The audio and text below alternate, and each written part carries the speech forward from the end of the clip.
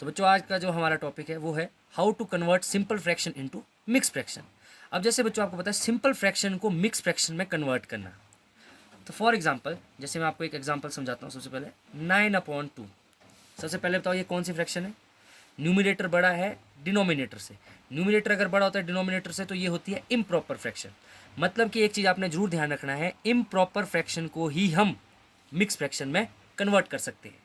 पहले improper fraction होनी चाहिए, वही आपकी मिक्स फ्रैक्शन में कन्वर्ट होगी। अगर यहाँ पे आपके पास प्रॉपर फ्रैक्शन होगी तो आपकी वो मिक्स फ्रैक्शन में कन्वर्ट नहीं होगी। अब कैसे इसको कन्वर्ट करेंगे? तो बच्चों सबसे पहले कुछ नहीं, सिंपल सा आपको पता लग रहा है, डिवाइड करने को बोल रहा है। 9 को डिवाइड करना है 2 से।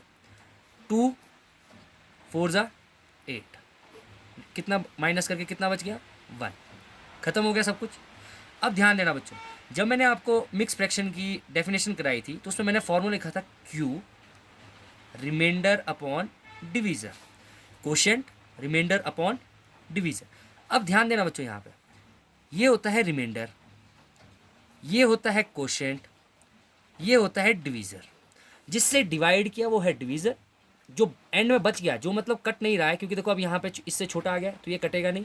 डेसिमल में तो कट जाएगा, पर अभी आप सिंपल ये चीज़ ध्यान रखेंगे कि भाई इससे छोटा अगर यहाँ पे आ गया तो वो आपका रिमाइंडर बच जाता है।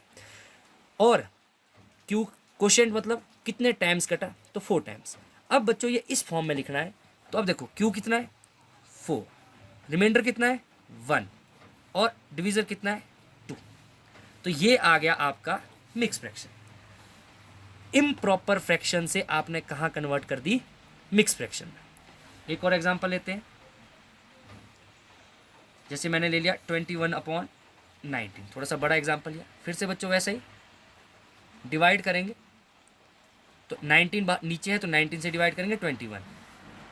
इतना क्लियर? अब 19 1 ज़ा 19, 19 कितना माइनस कर दो, कितना बच गया 2। 19 + 2 21।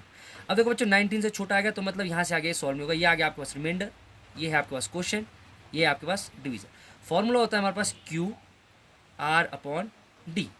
तो बच्चों डालो वैल्यू, क्यू की वैल्यू कितनी आ गई 1, आर की वैल्यू कितनी आ गई 2 और डी की 90। क्लियर है सभी को? किसी को कोई और चीज़ पूछना हो? समझ आ गया? ये था हमने क्या किया, सिंपल फ्रैक्शन को कन्वर्ट किया मिक्स फ्रैक्शन में।